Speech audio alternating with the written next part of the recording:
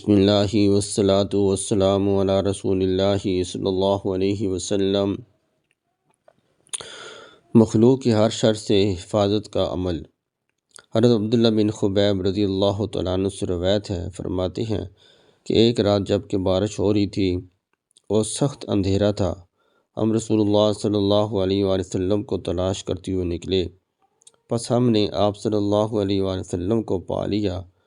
آپ صلی اللہ علیہ وآلہ وسلم نے فرمایا، کہہ۔ میں نے عرض کیا، کیا کہوں؟ فرمایا، قل هو اللہ احد، قل اعوذ برب الفلق اور قل اعوذ برب الناس۔ صبح اور شام تین مرتبہ پڑھ لیا کر، یہ تجھے ہر چیز کے لیے کافی ہو جائے گی۔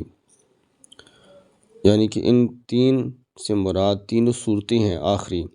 بسم اللہ الرحمن الرحیم، قل هو اللہ احد اللہ الصمد لم یلد ولم یولد ولم یکن لہ کفوا احد۔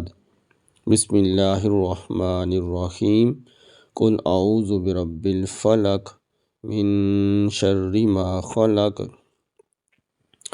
ومن شر غاسق اذا وقب ومن شر النفاثات في العقد ومن شر حاسد اذا حسد۔